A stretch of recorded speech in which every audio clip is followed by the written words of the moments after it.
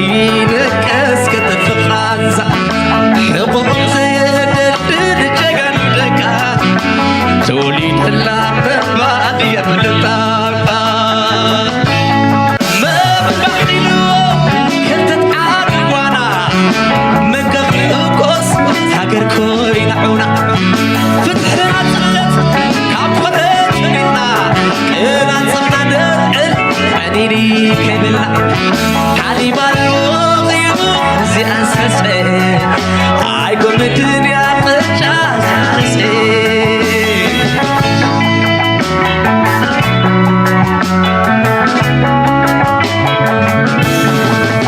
شدك اللعال قبرش حالينو نرقبو نزاري نقد حال كله لو بزي كتته خدها زي مكته تاريخ البقيو دوخة زبوته حالي بالموطيو زي أسفزي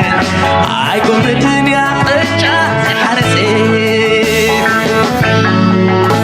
قول فازي خبر السريع بزاخ شقا زينك اسكت الفخانزة حقوق زين الدرجة قدركا تولي دلا مبال يفلتاقا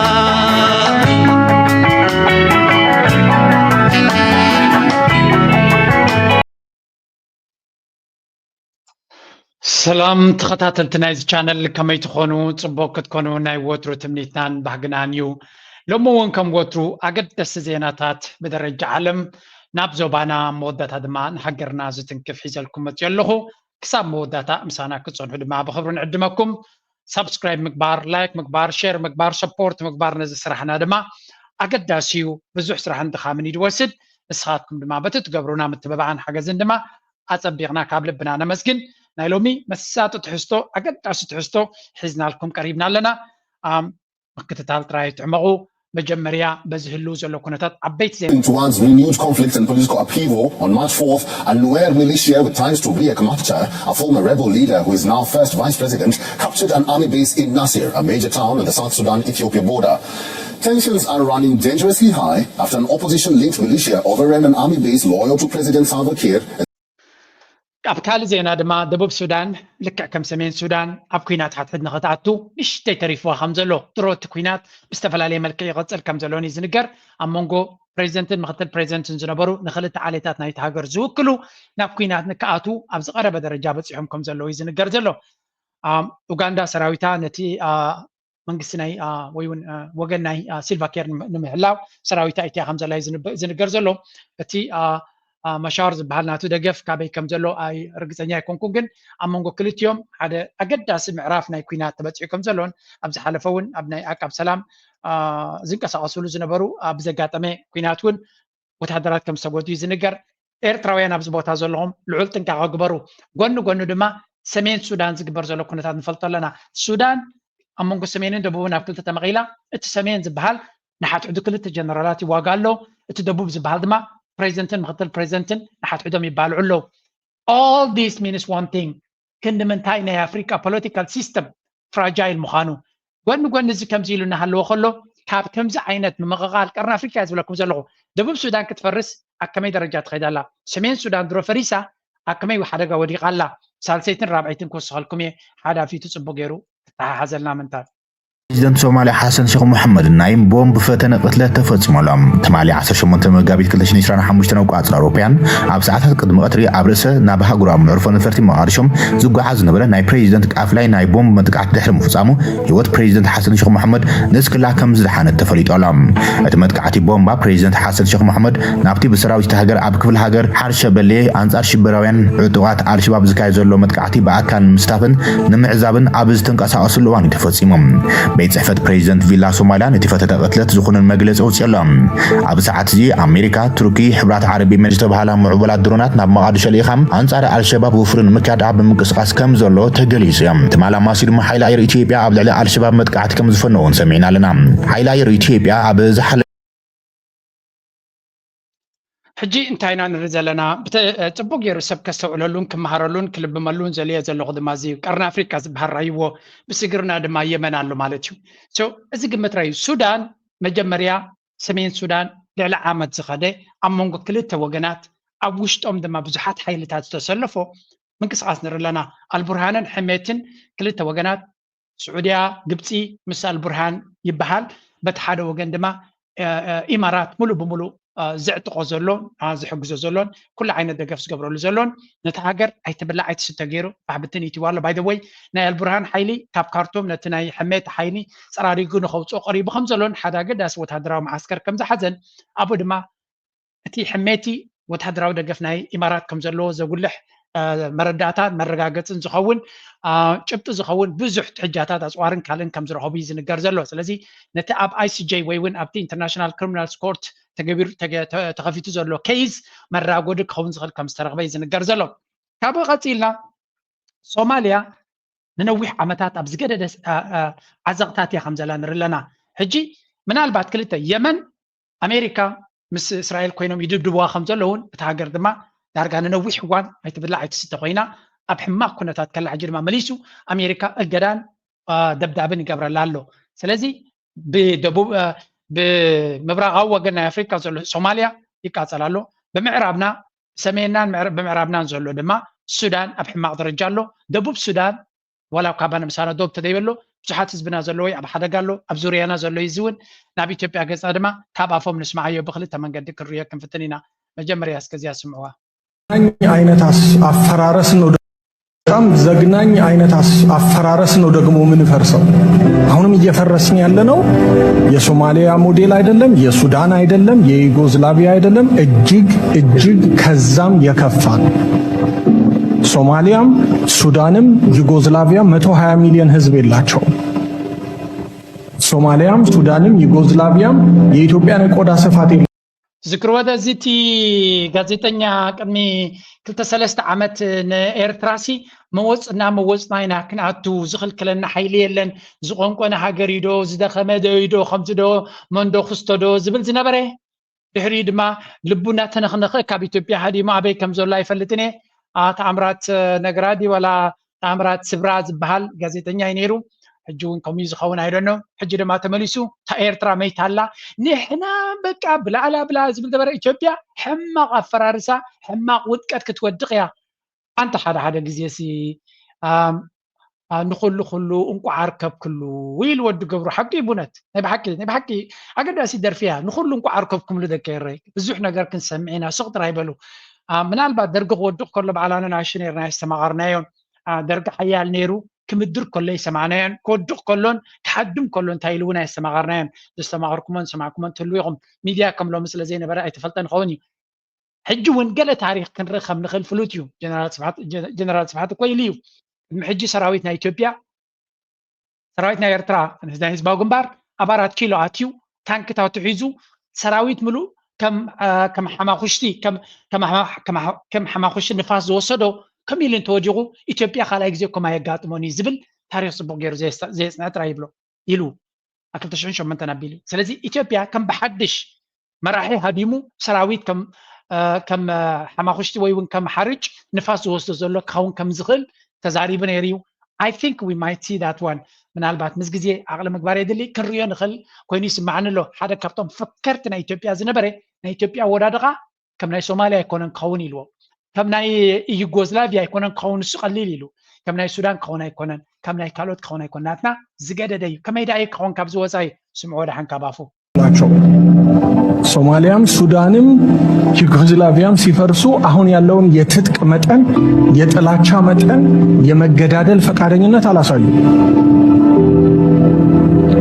I tell you በጣም በቅርብ ጊዜ ውስጥ አዲስ አበባ ውስጥ ብዙ መንግስታት ልናይ እንችላለን ብዙ ዋርሎርዶች ልነድ እርሱ ወለጋ ትግራይ ሐረር ጎንደር እርሱ ከጉለሌ ፒያሳ ማይትሄድበት ቀን እየመጣ ነው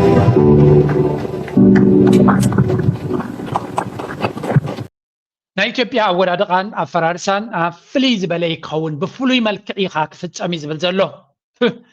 I don't know አፍካይስ አርዶ ክንብሎ ወይስ ማአስዮ ዶ ክንብሎ I don't know ጎረቤትካ ሓውካ አትዎ ንዓኻ ይጎዳንን ይባሃልን እንዲሁ ግን እዛ ጎረቤት እዚያ ፍሊት ጎረቤት ያ ናይ ሱዳን ምፍራስ ክሳዕ ክንደይ ከም ዝስምዓና ዘሎ ንሪኦ ኣለና ናይ ሶማል ሕማቅ ነገር ይስምዓኒ ኣነ ክንደይ ግዜ ኣብዚ ቻነል ይዛረብ ኢቭን ኣብ የመን ዘሎ ፀገም ይስምዓኒ قبل عندك سبات زور زلو سقام سلو زخني نا إثيوبيا من قسم مفرراس كن سمعنا جزين يرخوني not anymore إذا هاجر زين تتبتني I have no problem سلامتاي إذا من قسم زهاليو كم يرتراو كري يخلق واجا زخفل النمبر كنت أبتق مزلو يكونن مزوبانا دما واجا زخفليو قدينا السودان كوين وزلو أبي إيد كم زلو يزنقر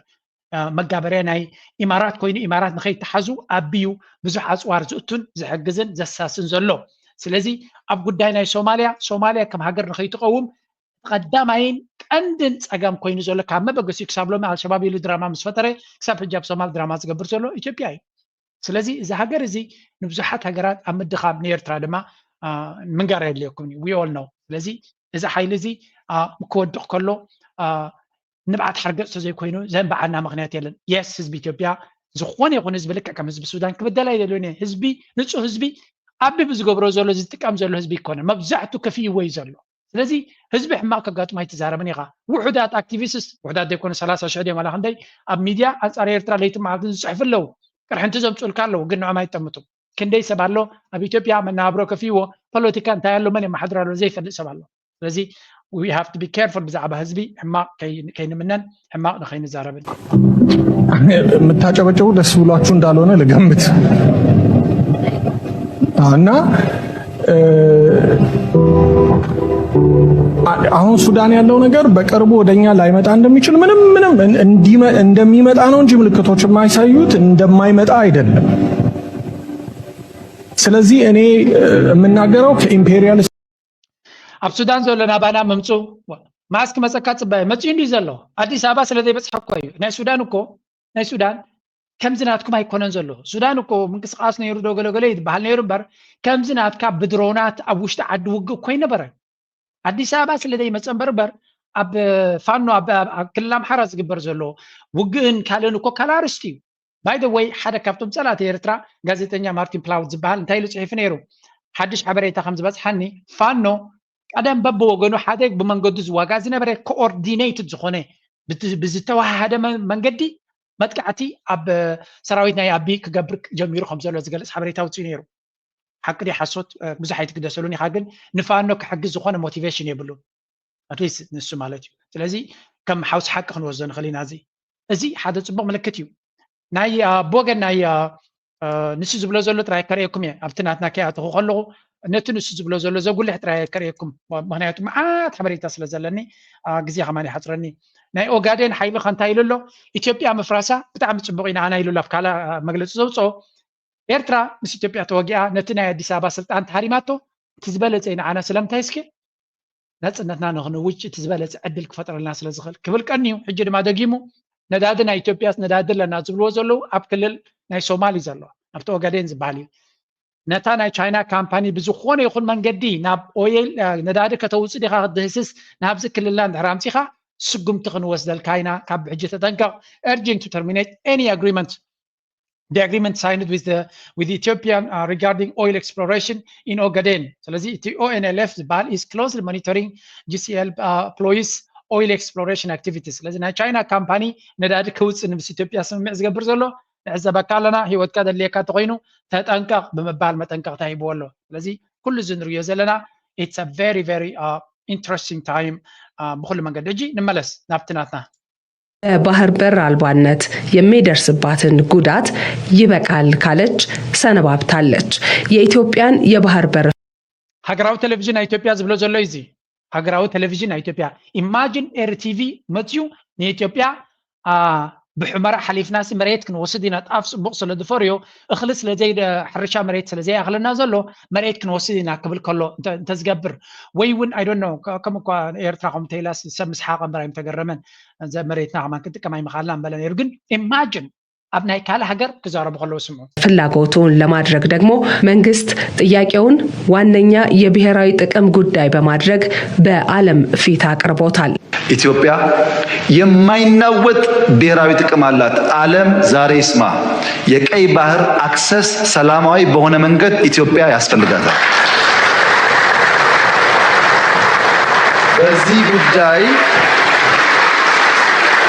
በዚህ ጉዳይ አመሰግናለሁ በዚህ ጉዳይ ሻይ የምናደርግ የምንደብቅ ይመስለው ካለ ተሳስቷል። በየዓመቱ ለወደብ ኪራይ ከ1 ጉዳይ ከምዚ ንሪኦ ዘለና አብይ አሕመድ ኣብቲ ኮንግረስ ናቱ ዝያዳ ጣቕዒት ዝረኽበሉ ብዛዕባ ጉዳይ ባሕሪ ክዛረብ ከሎ እዩ። ስለዚ ዓለም ሎሚ ትስማዕ ብዝብል ፕሮፓጋንዳ ሓንቲ ግዜ ኢልዎ እዩ ግን ኢዱ ስሒብ ገለ ዝኸውን ነይሩ ካብዚ ጉዳይ እዚ ፕሮፓጋንዳ እዚ ብሃገራዊ ቴሌቭዥን በቲ ናይ ፕራይቬት በቶም ኣክቲቪስት ናቱ ካልእ ነገር እንዲ ተበፂሑ ዘሎ ሲ ካልእ እዩ። ባንዴራ ናይ ኤርትራ ናይ ኢትዮጵያ ኣብ ወደብ ዓሰብ ክትከል ከሎ ዓሰብ ናትና እዩ ዝብል ሰፊሕ ኣክቹሊ ሓደ ፀረ ኤርትራ ዝኾነ እውን ብዛዕባኡ ፅሒፍ ነይሩ። እዚ ኣብ ዝገብሮ ዘሎ ኣብ ኢኮኖሚስት መፅሄት ፅሒፍ ነይሩ። I don't know ሽሙ መን እዩ ኣብ ኢኮኖሚስት እንታይ ትብል ኣናላይዚንግ ኣፍሪካ ትብል the risk of another war in Horn is rising ስለዚ ብዝብል ነዚ ኣብ ዝገብሮ ዘሎ ፕሮፓጋንዳ ኣናኢስካ ምርኣይ ጌጋ ምዃኑ ብዝገልፅ መንገዲ ፅሒፍ ነይሩ ማለት እዩ። ሕጂ እንታይ እዩ ዝብል ንሱ rising Eritrea Ethiopian tensions Eritrea's aggressive posture driven by President Isaias Afwerki threatens a new war with Ethiopia fueled by Ethiopia's Red Sea ambition. ስለዚ again ኤርትራ ወላ ሓንቲ እኳ ዘይትብል ዘላ በንጻሩ ኤርትራ ውጋ አይደልን ናይ ውግ ጎስጓስ የብልናን ንሕና ኣብቲ ልኡላዊ መሬትና ኢና ዘለና ሰራዊትና ንሕናን ንኩናት ዝኸውን ዝኾነ ድሌት ከም ዘይብልና መግለፂ ውፅኦም ጥራይ ዘይኮነሲ ኣብ ኤርትራ ዘሎ ዲፕሎማት ኣኪቦም ተዛሪቦም እዮም ፅኔና ክንሪኦ ንኽእል ኢና። ግን ኤርትራ ንውግእ ትብገስ ከም ዘላን ትሸባሸብ ከም ዘላን ብዝብል again ኢኮኖሚስት እዚ ሓደ ዓቢ መፅሄት እዩ ደይመ ደይልካ ሽም ናይ ኤርትራ ንምጥቃም ዝግባሃል ዘሎ ማለት እዩ። ትግራይ አንሬስ as trigger ኣብ ትግራይ ዘሎ ድማ TDF ገለገለ ከተማታት ስለዝሓዘ ዝብል መንገዲ እናተጠቀሙ ዘብልዎ ዘሎ ማለት እዩ። we see time and again ነዚ ሕጂ ዘሎ ኩነታት ዘራስን ብዙሕ ነጥብታት ኢና ንርኢ ዘለና። ሚኒስተር ጉዳያት ወፃኢ አቶ ዑስማን ሳልሕ ንኣብ ኤርትራ ዝመደበሮም ኣምባሳደራት ዲፕሎማስኛታትን ወከልቲ ቤት ጽሕፈት ሕቡራት ሃገራት ኣብ ኤርትራ ኣብ ማእከላይ ቤት ጽሕፈቱ ሎሚ 18 መጋቢት ርክብ ኣካይዱ። ሚኒስተር ዑስማን እዚ ኣብ ሰዓታት ቅድሚ ቀትሪ ኣብ ዘካይዶ ርክብ ቀንዲ ኣተኩርኡ ነቲ ብወገን ኢትዮጵያ ብመዳይ ዜና ዲፕሎማስን ወተሃደራውን መዳይ ዘካይዶ ዘሎ ዘመተታት ቅጥዒ ንምግባር እዩ። ሚኒስተር ዑስማን ኤርትራ ንኩናት ትዳሎ ኣላ ብምባል ብወገን ኢትዮጵያ ዝወሃብ ዘሎ ዘመተታት ሓሶት ከም ዝኾነን ነቲ ብኮሚሽን ዶብ ዝተዋህበ ቀያዲ ውሳነ ብምኽባር ሰራዊት ኤርትራ ኣብ ኣህጉራዊ ሕጊ ኣፍልጦ ዝረኸበ ዶባቱ ከም ዘሎ ነቶም ዲፕሎማሰኛታት ኣረዲኦም። ሚኒስተር ዑስማን ብቐንዱ ነቲ ዜናዊ ዘመተታት ዝቕስቅሱ ብታሕቲ ኮይኖም ዘጓሃብሩን ዘለዉ እቶም ሃፈዝታ ናይ ወያነ ዘለዎምን ክሳብ ናይ ስርዓት መቕያር ዝኸይድ መደብ ኣብ ኤርትራ ዘለዎም ዓያሹ ዝምብድበድ ከም ዝኾነ ብዝርዝር ሓቢሮም። ንውዕል ፕሪቶሪያ ኣመልኪቱ ኣብ ዝሃቦ ሓበሬታ ድማ ሚኒስተር ዑስማን ውዕል ፕሪቶሪያ ብቐንዱ ንውሽጣዊ ጉዳያት ኢትዮጵያ ዝምልከት እዩ ብምባል ዝኣምን መንግስቲ ኤርትራ ኣብዚ ጉዳይ እዚ ዝኾነ ምትእትታዋት ናይ ምግባር ሸውሃት ከም ዘይብሉ ኣረዲኦም። ብተወሳኺ ከምቲ ብመንገዲ ሚኒስተር ዜና ኣቶ የማነ ገብረ መስቀል ክሕበር ዝቐነየ ኣብ ውሽጣዊ ጉዳያት ሕወሓት ንዘሎ ግርጭታት ምትእትታው ናይ ምግባር ኤርትራ ባዶ ድሌት ከም ዘለዋ ኣረጋጊጹ። ኤርትራ ሉላዊት ሃገርያ ዝበለ ሚኒስተር ዑስማን ብሓይሊ ኣፍ ደገ ባሕሪ ንምርካብ ብመንግስቲ ኢትዮጵያ ዝግበር ንሉላውነት ኤርትራ ዝጥሕስ ስጉምቲ ነቲ ቀይሕ መስመር ናይ መንግስቲ ኤርትራ ንምሕላፍ ከም ዝኾነ ኣብሪሁም። ኣብዚ ሚኒስተር ዑስማን ሳልሕ ኣህጉራዊ ማሕበረሰብ ብሓፈሻ ውድብ ሕቡራት ሃገራት ባይቶ ፀጥታ ሕቡራት መንግስታት ኣሜሪካን ሕብረት ኤውሮጳን ድማ ብፍላይ ኢትዮጵያ ንእትወስዶ ንሃገራዊ ድሕነት ልኡላውነትን ግዝኣታዊ ሓድነትን ዝጥሕስ ስጉምቲ ክኹንንን ካብ ጎጉይ ቅማረ ክቁጠብን ተማሕፂኑ። ጓል ነዳያ ትመስል እንክበሃል ቀዳማይ ሚኒስተር አብይ አሕመድ ልክዕ ከም ዝሓለፉ ስርዓታት ኢትዮጵያ ሃርጋፍ ናይ ባሕሪ ሸውሃት ብምሓዝ ንዘካይዶ ዘመተታት ብሓፈሻ ከም ዝሪዮ ዘለና ንያ ቦታትኡ ንህዝቢ ኤርትራ ድማ ሓድሽ ኣይኮነን። ስለዚ ተመሳሳሊ ጌጋ ንኸይፍፀም ሚኒስተር ዑስማን ኤርትራ ሰራዊታ ኣብ መሬታ ከም ዘሎ ብኢትዮጵያ ዝወሃብ ዘሎ ናይ ኣፍደገ ባሕሪ ዋንነት ዝምልከትን ንኣብ ስምምዕ ፕሪቶሪያ ዘለዋ መርገፅን ሓንሳብ ንሓዋሩን ንጹር ገይርዎሎ። ኦኬ እዚ ንሪዮ ዘለና መጀመርያ ክልተ ነገር ምስጋና የድልዮም መንግስቲ ኤርትራ ስርሑ እዩ ገይሩ ክንብል ንኽእል ኢና። ግን ኖ እዚ ኣውትስታንዲንግ ጆብ ናይ መጀመርያ መንግስቲ ኤርትራ ኣክቲቭሊ ነቲ ሚድያ ዝበሃል ማስተርፉሊ ክሰርሓሉ ንርኢ ኣለና። እዚ ቢግ ኮምፕሊመንት መንግስቲ ኤርትራ ብትዊተር ጥራይ ዘይኮነ ብሚኒስትሪ ጉዳያት ወፃኢ ዝወሰዶ ስጉምቲ ኣዝዩ ብስብልን እዋናውን ኣገዳስን እዩ። እዚ ከዓ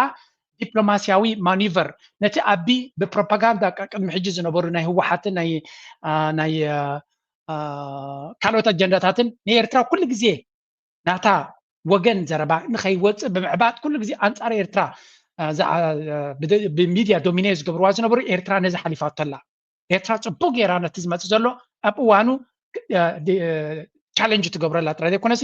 እዚ ኤርትራ ሚድያ ኔትወርክ ዝበሃል ቻነል ናይ ብሓቂ ክብርለኒ ብኤርቲቪ ጥራይ ክንፅበ የብልናን ጌጋ እዩ። ኤርቲቪ ኣብ ግዚኡ ሓበሬታ ከውፅእ መውፃኢ ድንጉ እዩ። ኣብ ናይ ዜና ግዜ ገለ ይደውፅእ። እዚ ቻነላት ከምዚ ግን ካብ ኤርትራ ድብገስ ካብ ዘየገድስ ናይ ብሓቂ ተሓጒሳነ ብእዋኑ ኢሚድየትሊ ነቲ ኣብ ትዊተር ትወፅእ መንገዲ ቪድዮ ገይሩ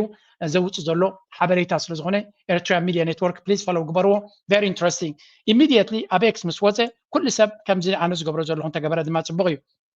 ነታ ዝተባህለት ንስኻ ድማ ብናትካ ቃላት ጌርካ ኣነ ኢሚድየት ኣብቲ ግዜኡ ኤግዛክትሊ ሽዑ ዘይኮነ ግን እቲ ሚኒስትሪ ጉዳያት ወፃኢ ኤርትራ ዘውፅኦ ሓበሬታ ንሕና ናትና ስምዒት ወሲኽና መንግስቲ ክብሎ ስለ ዘይክል ኤርትራ has no intent in war despite Ethiopia's desperate provocations ሚኒስትሪ ጉዳያት ወፃኢ ናይ ኤርትራ ንዓለም ከም ዝበሎ ኤርትራ ናይ ውጋህ ሸውሃት ከም ዘይብላ ኢትዮጵያ ግን ደይመደይላ ትደፍኦም ከም ዘላ ስርዓት ናይ ኣቢ is calling for aggression pushing reckless rhetoric about support ብዛዕባ ናይ ዓሰብ እናበለ ንኩናት ይደፍእ ከም ዘሎን ከምኡ ድማ ዓለም ለኻዊ ሕጊ ቻርተር ናይ ዩኤንን ናይ ዩናይትድ ኔሽን ናይ ዩኤንን ናይ ሕብረት ኣፍሪካን ይጥሕስ ከም ዘሎ ኣብ ክውንነት ግን ኣቢ ኣዝዩ ድኹም መንግስቲ ከም ዘለዎን ኤርትራ እንተትደልውን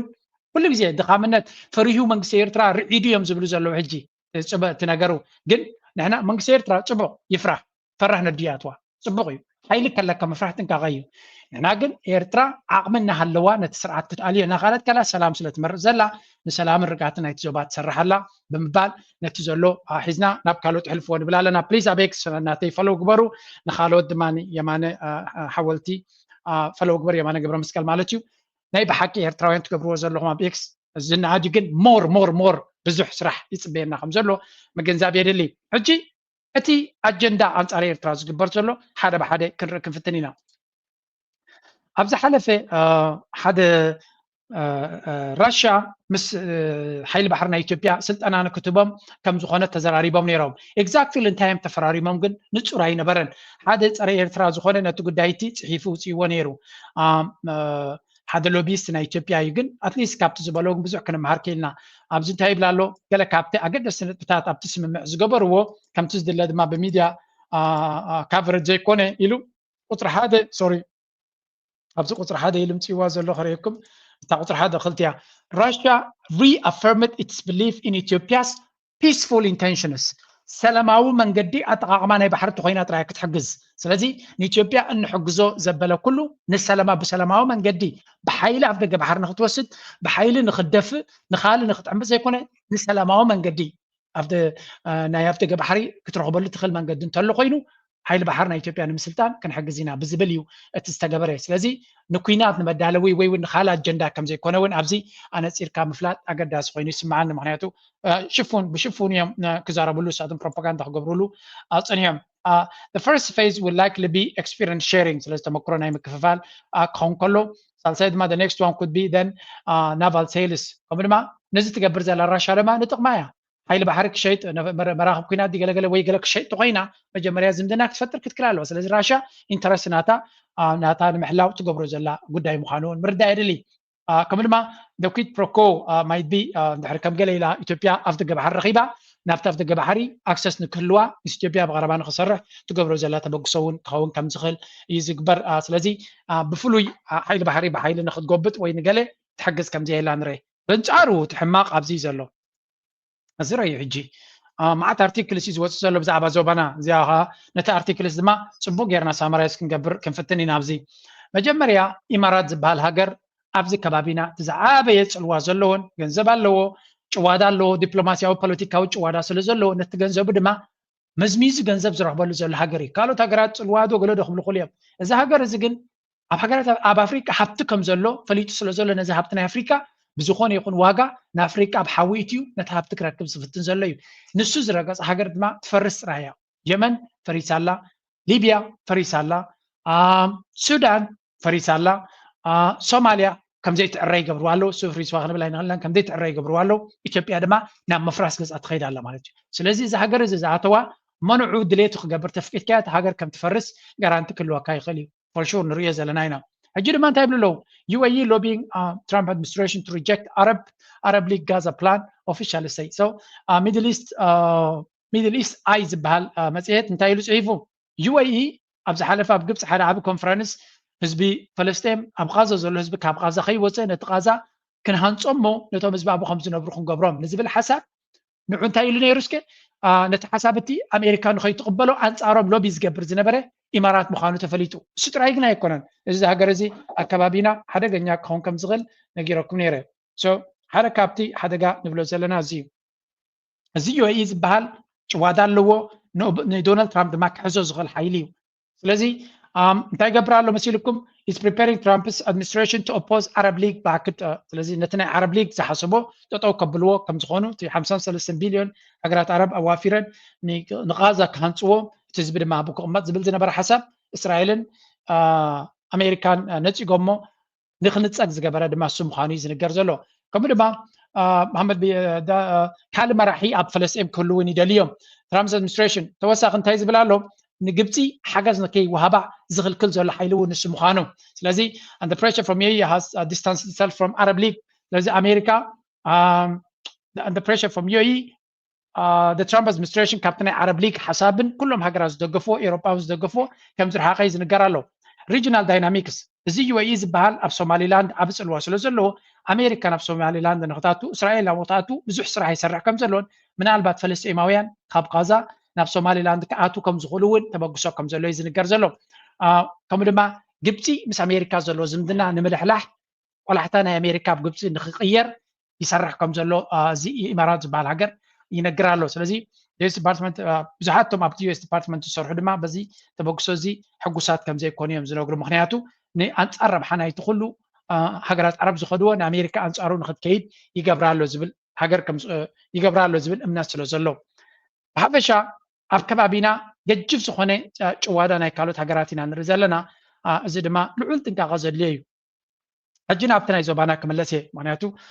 حنت أرتيكل تراك بكمي بزح زوات سلزلو سبوز غن حبريتك كلونا AFP بهذا المنطقة نيرو false claims about Ethiopia's pursuit of Red Sea إثيوبيا أفضل بحر تركب على زبل زلو فيديوهات بعلوم صرحوا زلوسي فيك نيوز يو أبي أحمد كم يبلن بمبال نعوك شفنوا لي فتنوا له بعرف شاقن أبي أحمد زقفر زلو نابي أحمد بزحجز من قدت راي وص كم زي اللي أتزقبر زلو أتين إحنا بعيننا درعنا يو أب بفنش أكريونا زلي زلو قص نايف دقة بحرسي إثيوبيان أبي أحمد زبالي كونن بعلو قبل كله سمعنا يون زرعنا ينسي أي كونن قبلنا يوم زفتنوا زلو زي نريو زلنا فيديوهات إثيوبيان هرميلا بروكس بالنا إيرترا أمباسا إيرترا تبل زنبرت يالله متقمتي لهم زي فيديوهات زي بAI ناقبرو معاد سئلتات معاد صحفات معاد فيديوهات على يوتيوب يشرحوا له سلازي إيرتراوي أبي اللخا كتنكساقاس كتكلالكا أبركتوخا كتعزز كتكلالكا سراح بزوع يدس بيكا زلو بزوع نقر كتقبر كتكلالكا سقيل كامر أي ويون كمزين نابلكا سق ببال وش يتاوي كون المغنياتو اتسألايخا أنت أركا زخلو زلو من قد يريخا أنت غيلكا نعونا خطفشل أنت زي اللي دما كاوز بلس أنا قرب مقبار نهاجر كان نتكون نتات كان كتكلاغل قديت هلكا نزل سقيل كامر أي دما نحدقا نفسنا نقال عاكم زلنا كنكلالنا ميديا أبايتات راي يكون زلولومي نو كينات أبايتات راي يكون زلولومي أب ميديا دما بعبي يكبر كم زلو أب كدمينا نريون نسمعون زلناي ጥያቄ ኢትዮጵያ ያጣችውን በዘመናት ስትጠቀምበት የነበረውን መብቷን እንደገና ተመልሳ ወደ ኢንተርናሽናል አክሰስ ቱ ሲ የምትገባበት አምድ የከፈተ ነው። መንግስት የኢትዮጵያን የዓመታት ጥያቄ ስለዚህ መንግስት ኢትዮጵያ እንታይ ይገብራሎ መንግስት ኤርትራ እንታይ ይገብራሎ ኣብዚ ኩነታት እዚ ንጹር ዝኾነ መልሲ ከም ዘሎ ኢና ንርኢ ዘለና እስከቲ ፕሮፓጋንዳ ቦገን ኢትዮጵያ ዘሎ ንዝረአ በአንድ ወቅት ራሳቸውም ተናግረውታል። እኔስ እስከሚገባኝ ምንድነው የተናገሩት? ከሻዕቢያ ጋር ይገናኙ ነበር። መጀመሪያ እንደሚሉት በወሰን አካባቢ ሰላም ለመፍጠር ነው የሚለው ሽፋኑ። ግን ከሻዕቢያ ጋር ተባብረን ይሄን መንግስት የማዕከላዊ ኢትዮጵያን መንግስት በመቋቋም ደስ ራሳችን ችለን እንሄዳለን የሚል ነገር ነው። እሱ ነው መነሻው። ይሄ ነገር አሁን ድብቅ አይደለም፣ የሚታይ ነገር ነው። ድብቅም አይደለም። አሁን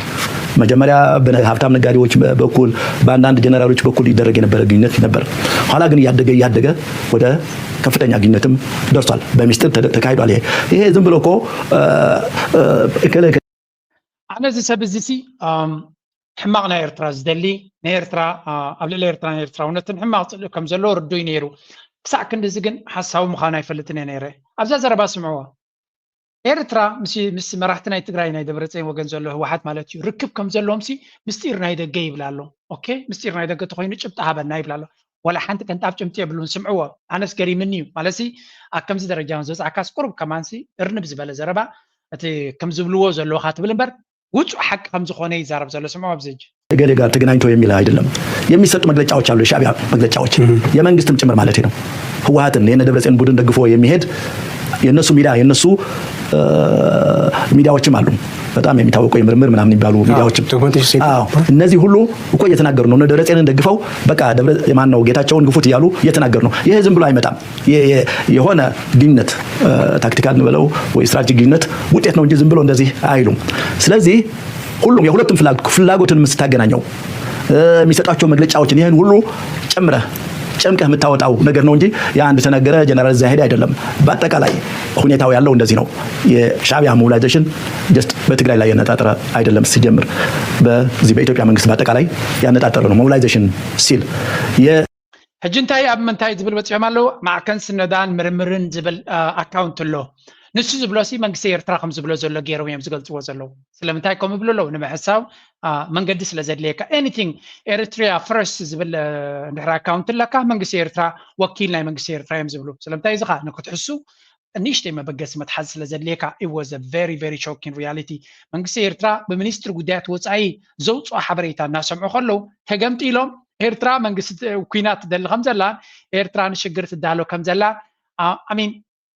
I don't know ኤርትራ እንታይ ክትብሎም ትኽእል ነዚኦም ሰባት እዚኣቶም ወላ ሓንቲ ክትብሎም ኣይትኽእልንያ እቲ ዝበሃል ኢላቶም እያ ክንብል ንኽእል ግን እቲ ናቶም ዘመቻ ሓሶት ንምግባር ዝግበር ዘሎ ባይ ዘ ወይ እቲ መንግስቲ ተቐቢልዎ ኣሎ እቲ ሓበሬታ ወይ እውን ሚድያ ናይቲ ሃገር እዚ ኣዲስ ስታንዳርድ ዝበሃል ሓደ ካብኦም እዩ ኤርትራ ሚኒስትሪ ጉዳያት ወፃኢ ናይ ኤርትራ ሓበሬታ ከም ዝሃበን ንድሌት ናይ ኣፍደገ ባሕሪ ትብሎ ዘለና ኢትዮጵያ ሚስ ጋይድድ ማእዝኑ ዝሰሓተ ዘረባ ምዃኑን ኤክስፓየር ዝኾነ ዘረባ ምዃኑን ከም ዝገለጾ እቲ መልእኽቲ በፂሕዎም ከም ዘሎን ኤርትራ ብኩሉ መንገዲ ኣብ ውዕል ፕሪቶርያ ኢዳ ትእቱ ከም ዘየላን ሰራዊታ መሬታ ከም ዘሎን እቲ ሓደ ናይቲ ኢትዮጵያ ፕሮፓጋንዳ መሽን ዝኾነ ጋዜጣ ነዚ ኩነታት ዘውፅእዎ ኣሎ ስለዚ ኣትሊስት ዴር ጌቲንግ ደ መሰጅ ናብ ህዝቦም እውን ከሰጋግርዎ ጀሚሮም ኣለዉ ካብዚ ወፂና ሕጂ ናብቲ ብወገን ምስቲ ሚድያ ተማኺሉ ዝኸይድ ፕሮፓጋንዳ ክንሰግር ክንፍትን ኢና ቢካዝ ምስኡ ዝኸይድ ነዚታት ዝደልዩ ኩሉ ግዜ ንክሕስቡ ምክንያት ዝደልዩ ሰባት እውን ስለ ዘለዉ ስምዖ እስከብዚ ኣብ ኤርትራ ፈስንጥራጥን ተጀሚሩ ኣሎ ዑስማን ሳልሕ ናይ ኤመርጀንሲ ፀዊዑ ይእውሉ ተዛሪቦሞም ዘይፈልጡ ረኺቦሞም ዘይፈልጡ ኤምባሲታት ኣኪቦም ንኢትዮጵያ ሲ በጃ ክበልዋ ምሽ ኣወል ስዒድ ኣብ ገዞም ከይድና ክንቅሽምዶም ኢና ይብል ነይሩ ንወዲ ብሻሻ ክንቆብሮ ኢና ፍሶምን ዝምሽ ይብል ነይሩ እንታይ ብትግርኛ ምፍካር ብእንግሊሽ ካ ፃዓዶ ኣኪብካ ምእዋይ ሓንቲ ጠባይ ይበሓዙ ሓንቲ ባህርያት ይበሓዙ ዛገምጃ ሃገር ክነፍርስ ኣይና ይብል ነይሩ ኣወል ስዒድ ትማሊ ገለ ግጥም ገይሩ ወዲ ብሻሻ እንዲያው ላዚ ፖለቲካ ድፍሽለቶ ሩታ ተሳሕበቶም ግብርና ዝብሉ ሰባት ኣሎ ግብርና ዝብሉ ሰባት ኣሎ ቦገን መንግስቲ ኤርትራ ይትዕድልና ኮይ ብሓቂ እዚ ዝዓፍር ዘሎ ፖለቲካ ኣብ ትግራይ ኮይዱ መንግስቲ ረጂም ቼንጅ ትብል ቃል ኣብ ዲክሽነሪ ነጊሮም ንዓት ራየት ሒዞሞ ከይዱ ምስ ጌታቸው ረዳ ዕጣቁ ናይ ዓፋር ክዳን ተኸዲኑ ክልተ መዓልቲ ኣብ ኢትዮጵያ ሓረካት ገይሩ ምስ ጌታቸው ረዳ ታዛ ዓብየ ዝገበራ ስእሊ ተሳኢሉ ተመሊሱ ናብ ኤርትራ ገጹ ኢድና መልከተ ገይሩ ከም ዝተዓወተ ኮይኑ ይዛረብ ነይሩ እቲ ንዑ ዘእንገደ ጌታቸው ረዳ ንባዕሉ ሃዲሙ ኣብ ኣዲስ ኣበባ ሕብኡኒ ሸፍኑኒ ርድኡኒ ክብል ውዕል ኣሎ ንሱ ድማ ኣብዚ ተመሊሱ ንኤርትራ ክቃወም ጀሚሩ ኣሎ ስለምንታይ ፖለቲካ ክትሞተካ ከላ ከምዚ እዩ ኣብይ ኣሕመድ ክግደሰሎም ከም ዘይክእል ኣብይ ኣሕመድ በዚኦም ሰባት እዚኣቶም ንሓንቲ ሰከንድ እውን ክሓስብ ከም ዘይክእል ኣብቲ ካልኩሌሽን ናቱ ድማ ብፍጹም ክኣቱ ዝኽእል ከም ዘይኮነ ኢና ንርኢ ዘለና ስለዚ እዚኦም ሰባት እዚኣቶም I think ፖለቲካ ስለ ዝሞተቶም ናይ ዓቕሊ ፅበት ዘረባ ኢና ንሰምዕ ዘለና ሻዕብያ ዘየምክሖ ነገር የለን ይብል ነይሩ ወአምክኹ ባሪና ተዳለው እንታይ ማለት እዩ ኣውያት ምናልባት ርዳእካ ነይሩ እንተዝኸውን ክልተ ዓይነት ኣካይዳ እዩ ዘሎ ወታደራዊ ኣካይዳ ካል ኣሎ ዲፕሎማስያዊ ኣካይዳ ድማ ካል ኣሎ ኤርትራ ኩናት ካብ ኢትዮጵያ ፈሪሃ ስለ ዝኾነት ወይ እውን እንተፈሪሃት ካብ ኩናት ዘይኮነን ካብ ኩናት ክፈርህ ዘሎ ርእሲ ዘሎ ጥዑይ ሰብ ይፈሪ እዩ ተርዲኻኒ ኣብ ዓለም ዓሻ ጥራዩ ቅልፅሙ ሕቢቱ ልክዕ ከምዚ ንሪኦ ዘለና ዓሻ እንታይ ይገብር መሲልኩም ዓሻ ከምዚ ይገብር ኣብ ሓደጋ ድማ ይኣቱ ማለት እዩ በዓል እዚ ኮንቶመንቶ ነዚኦም መንእሰያት እዚኣቶም ኣንጻር ፖሊስ ተቃለሱ ኢሎሞም ንባዕሎም ኣብ ገዞም ከፍ ኢሎም ሎሚ ፖሊስ ናይ ዓዲ እንግሊዝ ሓግዙና ይብል ኣሎ እዚ ኸ ኣብ ዩኬ ተኻይዱ ዝነበረ ቅድሚ ሕጂ ልዕሊ 100 ሰባት ጥርጡራት ስለ ዘለዎ ኣብ ምልላይ ሓግዙና ዝብል ሓበሬታ ይወፅኡ ኣሎ ኩላኻትኩም ድማ ነዞም ሰባት እዚኣቶም ቁፅሪ ኣለዎም እቲ ኣብ ኤክስ ናተይ እውን ፖስት ክገብረ ድሓር ነዞም ኣብዚ ትሪእዎም ዘለኹም ሰባት ኣብ ምልላይ ሓግዙና ኢሎም ኣለዎ ገበነኛታት እዮም እዞም ሰባት እዚኣቶም ስለዚ ገበን ፈፂሞም ናብ ቤት ፍርዲ ዝድለዩ ዘለዉ ሰባት ፖለቲካዊ ሓይሊ ኢሉ ኣቢ ነዚኣቶም የንግድ ኣሎ በዓል እዚ ነዚኦም ንበዓል እዚ ማለት እዩ ሻዕብያ ግን ክልተ መንገዲ ኣለዎ ሓደ ኣወል ከማኸሰብ እዩ ከምቲ ስኻ ተዓፍሮ ዘለካ ኣብ ጋዜጣ ንሱ ድማ ንሃገሩን ህዝቡን ዝኸውን ኣድላይ ዝበለ ሓበሬታ ይህብ ኣሎ እምበር ኣወል ኣብ ኤርቲቪ ኮይኑ ምዝራብ ጠፊእዎ መሲልኩም ኤርቲቪ ሃገራዊ ቻነል እዩ ተርዲኻኒ ሃገራዊ ቻነል ስለ ዝኾነ ኣብ ሃገራዊ ቻነል ትብሎን ኣብ ፕራይቬት ቻነል ትብሎን ሰማይ ምድርን ፍልይ ዘሎ በዓል ስዩም ተሸመ ዝበሃሉ መዓልታዊ ኮነ ኤርትራ ክንወራይ ንሓሰብ ክንወዛኢና እዮም ዝብሉ ዘለዉ ኣቢ ኩናት ኣውጅሎ ግን ኣይንብል ኢና ፕሮፓጋንዳ ናይ ኩናት ጀሚሩ ለይና ንብል ኣወል ዝብሎ ዘሎን መንግስቲ ዝብሎ ዘሎን ዝጠፍኦ ይኮነን ክጠፍኦ እውን ይኽእል እዩ ማለት ኤርትራ ዝበለቶ ምስ እሱ ዝብሎ ዘሎ ዘተሓሓዝ የብሉን ግን ነቲ ንዑ ዝከታተል መንእሰይ ከመይ ጌርካ ተታልሎ ስምዒት ከም ዝስምዖ ትገብሮ እሞ ከምኡ ጌርካ ቁርብ ኣብቲ ፖለቲካ ረለቫንስ ማለት ፖለቲካ ክትሞተካ ሃላ ኣመና መይታቶ እንድያ ዋላ ነቲ ንሱ ዝኽተሎ ዝነበረ ፖለቲካውን ቀቲልዎ እዩ ሰብ እዚ ንሕና ንርቃት ናይ ትግራይ ክንቃለስ ኢና ኢሉ ኣብቲ ናይ ትግራይ ፖለቲካዊ ኤሊት ምስቲ ዝተሳዕረ ይወጊኑ ምስ ኣቢ ዝሰዓር ዘሎ ኣብ ኤቭሪ ተርን ናቱ ምስ ውዱቕ ጥራይ ዝውግን ይወድቕ ድማ ማለት እዩ ነቶም ሰባት ድማ ጉሒፍዎም ንሱ ሽፍት ይገብር ኣቢ መይቱ ጌታቸው ረዳ ንሱ በዓል ደብረፅዮን ኪት ጥፋልና ንስኻ ተምፃልና የብልካን ኢሎም ምሱ ክሰኣሉ ምሱ ክረኣዩ ደለዩን ጌታቸው ረዳ ግን ምጥፉእ ስለ ዝፈለጠ ምሱ ተሳኢሉ ጠፊኡ ድማ ንሱ ድማ ነታ ፖለቲካ ቀቲልዎ ኣሎ ሕጂ ድማ ናብቲ ፖለቲካዊ ፆታ ንክምለስ ኢለ ንዑ ይኮን ክንድምልሰሉ ዘለኹ ሂ ደዝን ዲዘርቭ መልሲ ጀነራሊ ግን እቲ ሚስኮንሰፕሽን ኣብቲ ፖለቲካዊ ዕንደራ ናይ ኤርትራ ዘሎ እንታይ ከም ዝመስል እስከዚያ ስምዕዋ ሲራክ እውን ፅቡቅ ጌር መሊስዋ ነይሩ ነዚያ ነቢ እስካ ትገብሮ ዝኾነ ይኹን ነገር ኣብ ከምኡታት ኢኻ ትከይድ ኣብ ኤርትራ እንተንመፅእ ሕጂ ሲ ከምዚ ናይ በዓል ኣፍሪቃ ንሪኦ ምርጫ ተዝግበር ወይ ብሄረ ትግርኛ ዝኾነ ሰብ ወይ ብሄረ ትግረ ጥራይ ክምረፅ ዝኽእል ካልእ ክምረፅ ኣይኽእልን እዩ ብዝሕ ንክልቲኡ ጥራይ ዘፍቅድ ሓደ ሃገር ባኒ ተሳኢኑ ኣባ ከለኹ ክውስኸሉ ነዛ ሲራክ ዝብላ ዘሎ ኣብ ኤርትራ ምርጫ እንተዝግበር ነይሩ ብሄረ ትግርኛን ብሄረ ትግረ ምባል ከማን ከቢድ እዩ ኪኑ ዝኸደ እዩ ወይ ኣስላማይ ወይ ክርስቲያናይ ሰብ ዝመርፅ ናይ ሃይማኖት ኣሎ ናይ ኣውራጃ ኣሎ ናይ ብሄር ኣሎ ብብሄር ጥራይ ስለዚ እዚ ደረጃ ኣተሓሳስባ ሰጊርካ ሃገራዊ ስምዒት ድማ ከመይ ኢሉ ዝምስረት ተይልካ ንኣብነት ኤሮፓ ዝነብር ዘለካ ትፈልጦ ኢኻ እዚ ኤሮፓ ዝነብር ሰብ ብፍላይ ኣብ በዓል ስዊስ ዝነብር ተኮይንካ 26 ስቴትስ ኣለና እቲ ወዲ ዓዲ እየ ዝብል ንኣብነት ኣብ ሓደ ከተማ ኣብ ዙሪክ ክቕመጥ ተለኹ ኣብ ባዘል ክቕመጥ ተለኹ ወይ እውን ኣብ ጀርመን ኣብዚ ክቕመጥ ተለኹ መበቆላዊ ዝነበረ ኣይኮነን ሰብ ኣብ ገለ ዩኒቨርሲቲ ተማሂሩ ኣብ ገለ ተወሊዱ ኣብዚ ቦታ እዩ ዘሎ ስለዚ ምስቲ ቦታ ዘሎ ንክነብር ኢሉ ኣብ ዝነብር ዘሎ እምበር ፍሉይ ስምዒት ስለ ዘሎ ወዲ እዚ ቅሸት እዚ ጥራይ ክምረፅ ኣለዎ ዝብል ኣይኮነን ዘዋፃእኒ ዝብል ሃከሙ ክትበፅሕ ተኮይንካ እቲ ሕብረተሰብ መጀመርያ መንግስቲ ኤርትራ ዝበለፀ ስጉምቲ ዝወሰደ ዞባታት ምምስራት እዩ ኣውራጃዊ ስምዒት ስለ ዝነበረት ሰብ ወዲ ሰንሒት ወዲ ሳሕል ወዲ ባርካ ወዲ ገለ እናበለ ዝነበረ ነዚ ስምዒት እዚ ሃገራውነት ክትሃንፅ ዕንቅፋት ስለ ዝኾን ክትኣልዮ ኣለካ ዞባታት ሓድሽ ኮንሰፕት እዩ ናብ ዞባታት ስምዒት ክሳብ ዝኣቱ ሃገራውነት ክትሃንፅ ትኽእል ኢኻ ማዕረ ማዕርዩ ማለት እዩ ስለዚ እቲ ናይ ዞባ ስምዒት ነቲ ዝነበረ ጥንታዊ መፈላለዪ ነጥቢ ክኸውን ዝኽእል ንምእላዩ ይሕግዝ እዩ ካልኣይ ድማ ሰብ ካብ ውሽጢ ዞባታት ክንቀሳቐስ ተጀሚሩ ናቱ ዞባ ጥራይ ዘይኮነስ ናይ ካልኦት ተሓሳስባውን ክሕዝ ይኽእል እዩ እዚ ማዕቶ ድዩ ሃገራዊ ኣገልግሎት ድዩ ዋላ እቲ ኩሉ ሰብ ዝንቀሳቐስ ኣብ ውሽጢ ሃገር ናይ ካልኦት ህዝቢ ኣብቲ ሃገር ዘሎ ስምዒታት ንምንባብ እውን ስለ ዝሕግዝ ነዚ ከይገበርካ ዲሞክራሲ ኢሎምካ ምርጫ ግበር ይብሉኻ ደቡብ ሱዳን እንታይ ይገብሩ ኣለዉ ካብ ናፅነቶም ክሳብ ሕጂ ኣብታ ናይ ዓሌት ሓሸወ እዮም ዘሎ ምክንያቱ ምርጫ ሓደክ ንዓለቱ እዩ ዝመርፅ ኣብ ኩሉ ኣፍሪቃ ኸይድ كينيا خندي عمل جيرا ولا نصنتهم كم ترغبوا كندي عمل كساب حجي ام نفسه كف مرجع دم فساس له علي تاون سلسله نيجيريا كي كمو everywhere you go the same ኢትዮጵያ غير ዲሞክራሲ ባይለም ዝዛረቡ ትግራይ ኦሮሞ አምሓራ ሓዲክ ናቱ ትራይ ደሐስን ስለዚ ሃገራውነት ከይሓነፅካ እቲ ካልእ ኮንቶ ያቤክስ ናተይ ፅቡቅ ፖስት ገይረ ነይረ ብዙሓት ሼር ገይሮማ ነይሮም ኣካል ግዜ ከምፃልኩም ሓሲበ ነይረ ስለዚ ሃገራውነት ልዕሊ ካልእ ነገር ጌርካ እውን ክርአ ዘለዎን ኣገዳሲ ባእታን ምዃኑ ምግንዛብ የድሊ ንቐፅል ብርእሲ ወርቂ ኢና ኮፍ ኢልና ዘለና ቀዳምነትና ግን ሰሪዕና ኣለና ሃገር መጀመርያ ብክልተ እግሪ ደው ትበል እዚ ቀዳምነትና ስለተኸልና እምበር ስለዝሰራሕና እምበር ቁጠባ ብኸመይ ይኸይድ እተን 7 ቀዳሞት ዓመታት ድሕሪ ናፅነት ህያው ኣብነት ንዓለም ንዓና ተራዚቁ ንዓለም ሽዑ ተሃንፀ ፈላስፋታት ንሪኢ ኣለና ኩሎም ፈቲና ኣሚን ፀሊና ይኮንና ንኮም ግስጋሴ ከምዚ ብሽኮት ፈላስፋታት ናይዞም ጃንዳ ኣብ መቐለ ሰርሕዎ ንዓና ናይ ሓንቲ ለይቲ ስራሕ እዩ እዘን ሎም ሃደሽደሽ ኢለን ዘለዋ ግን ዕላማ ኣለና መጀመርያ ሃገር ከይሃለወ ፓላስ የለን ሃገር ከይሃለወ ህዝቢ የለን እዛ ጃንዳ እዚኣ 24 ሰዓት ከም ገሌላ ኤርትራ እንተተኣቱ ማንም ኤርትራዊ ብክልተ እግሪ ደው ዝብል ኣይመሃለውን እዚ ክፈልጦ ዘለዎ ማንም ቀብሪኒ ሽረ ክሕረሎም ኢሉ ዝሰገረ ተጋዳላይ ካብ ሻምበቆ መቃብር ኣውፅኢ ሳንዱቅ ትሰርቕ ጃንዳሲ ብሂወት ዘለዎ ኤርትራዊ ክትገድፍ ኢልካ ትሓስብ ብሓሶት ርእሶም ተላዕፂፁ ንክትፀውዮ دوستخلى يبلا انت زربا بتخكل تقليص الله سلازي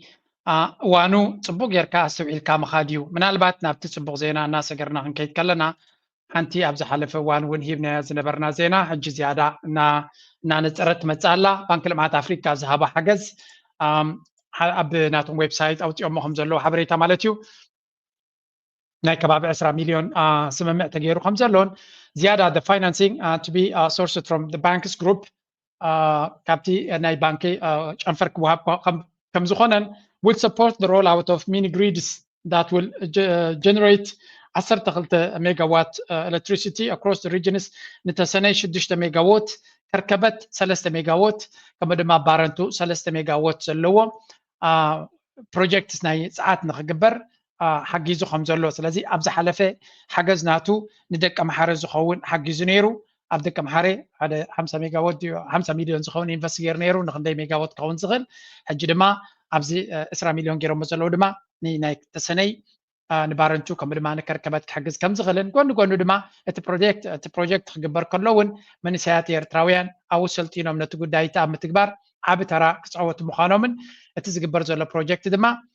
335 شح ኤርትራውያን ናይ ኤሌክትሪክ ቀረብ نكرهبوك حجز مخانون 10% نايزياتهم دما 20% of them are women and youth سلازي زيون اقداس كون كم زغل the project will be additional benefit under 60 schools 260 بيت مرتات كم ما تس انا حكمنا بوتا تطبقاش باركا حجز مخانين نرزلنا سو ازي ناي بحكي بتن ابو عدي ابو شعد زلوا كامبانيتات بعلوم زسلطنوم نتقدايتا متكبارون كسرح مخانوم يزنقر زلو زبان كزي بزو حاجز كجبر زخيل عقم زلويو اي هوب دحن جن زياده ابزياتهم تسقي كون نوح قياد جرانتيد مالقه حيكون زي كم حاجز يزوهب زلو اي هوب ايرترا بزمن قدي نزن كالن ادلات تقيمه نبز بلص براخه نخد كيد ابزيا حنت فيديو كبكم يقدم حجون امتي يعني رجلك فالناتا if it works let's try to see I don't think ترى الله مثلا نسكن سز كل مدعي درجه تهانيصوم አለው ጽቡቅ ኮዱለው ወላኳ ተርፎም ተሎ ክሳብ ሕጂ ግን ኣብደ ተኣማምን እቲ ወደብ ጽባሕ ንቆሲ ስክታድ ባህል ይብሉን ገሊኦም መኻወሪሶም ሲኮርሱ ጀሚሮም አለው ነተማ ሳቶም ዝመዙ ዘሎ ስለዚ ንሕና ኣነ ከም ሓላፊ ወይ ኣካይዲ ስራሕ በዞም መንእሰያት ምሳይ ዘሎ ደቀይ ገሊኦም ደቀዮም ዕጉብ እየ እዞም መንእሰያት እዚኣቶም ካብ ዝተፈላለየ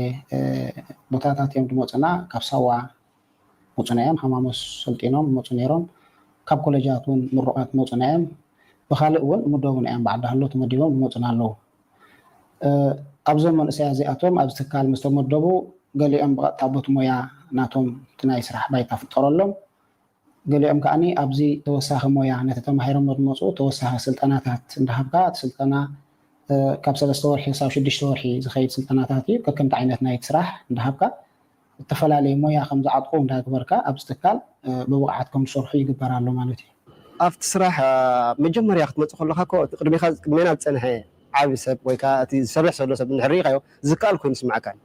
ከመይ ጌርና ዳ ክንክእሎ ኢና ኢልናስ ምስ መሃሩና ግን ፅቡቅ ጌርና ነጢፍና ኣብ ስራሕ ፅቡቅ ዓወት ክነርኢኽ ኢልና ዳካ ኣብሪኹምና ኮ የዕሪፍና ኮ ብንኣሹ ብዝብል ሞራላት እንዳሃቡና ብፅቡቅ ፅቡቅ ከም ንኸይድ ኮይና ኢና ዝኾነ ነገር ቀሊል ምዃኑ ከዓ ተረዲእና ምስ ተምሃርካ ብግቡእ ብሓላፍነት ተገዲስካ እንድሕር ተማሂርካዮ ኩሉ ነገር ካልእ ደረጃ ካብፅሓካ ከም ዝኽእል እውን ተማሂርና ኢና ሕጂ ብቐሊሉ ዝኾነ ዓይነት ኮንቴነር ኣልዒልካ ክንቐምጥ ክልተ ኮንቴነር ኣልዒልካ ክትቐምጥ ሕጅስ 2 ደቂቃ ወስደልካ ክልተ መኪና ክትራግፍ 2 ደቂቃ ወስደልካ ሕጂ በዚ ግዜ ክትሪኦ ከለካ ቀሊል እዩ ኣዝዩ ፋስት ኤንድ ሴፍቲ ኮይንካ ክሰርሕ ኣለካ ጥንቃቐን ሓላፍነትን ተሰኪምካ እንድሕር ሰሪሕካዮ ብጣዕሚ ፅቡቅ ኣየፍርሓካን ቀሊል ነገር እዩ እንድሕር ተማሂርካ እዚ እንታይ ዘርእየካ እቲ ንኡስ ወለዶ ነቲ ቅድሚኡ ዝነበረ ወለዶ ተኪዩ ነቲ ስራሕ ኣብ ኩሉ ዓውዲ ተረኪብዎ ከም ዘሎ እዚ ድማ ናይ ብሓቂ ተስፋ ዝህብ መድረክ ኢና ንርኢ ዘለና እቲ ትራንዚሽን ካብ ሓደ ወለዶ ናብ ካልእ ወለዶ ክኸይድ ከሎ ኣመና ኣገዳሲ ምዃኑን እዚ እውን ከም ትሪእዎ ዘለኹም ኣባፅዕ ኮይኑ ነቲ ኢኮኖሚክ ዞን ዝበሃል ወይ እውን እዚ ፍሪ ትሬድ ዞን ዝበሃል ኤርትራ ብዙሓት ካምፓኒታት ኣብ ውሽጢ እዚ ኮይነን ስራሕን ንክሰርሓ ክገብር ዝኽእል ፍሪ ዞን ማለት ወይ ኢኮኖሚክ ፍሪ ዞን ማለት ኣገዳሲ እዩ በዓል ዱባይ ብዙሕ ካምፓኒታት ብመንገዲ ከምኡ ብቐሊሉ ካብቲ ሕጊ ናይቲ ሃገር ወፃኢ ብቕልል ዝበለ መንገዲ ትካል ጌርካ ንክትከይድ ዝሕግዝ እዩ ብድሮን ዝተሳለየ ዝብል ኣይሆፕ ነቲ ፕራይቬት ሴክተር ናይ ኤርትራ ኣብ ምብርባር ዓብ ተራ ክፃወት ምክንያቱ ፕራይቬት ሴክተር ናይቲ ሃገርና ክብገስ ክኽእል ኣሎ ግለሰባት ካብቲ ናይ ሃገራዊ መኸተ ወፂኦም ኣብ ዓውዲ ቢዝነሳት እዮም ዝሰርሕሉ መድረክ ንፅበ ኣለና መንእሰይ ኣብ ኤርትራ ዘሎ ድማ ነዚ ዘሎ ፀጋታት ተጠቂሙ ናብ ዝበለፀ ክግዝግዝ ተስፋ ንገብር ንሕና ድማ ንዑ ክሕግዝ ዝበልናዮ ትሕሶ ክንቅርብ ኢና ላይክ ግበሩ ሰፖርት ግበሩ ደገፍኩም ኣይተውሕዱ እናበልኩ ናይ ሎም ኣርስቲ ብዝያ ጠምቲ ደርፊ ክገድፈኩም እየ ድሓንኩን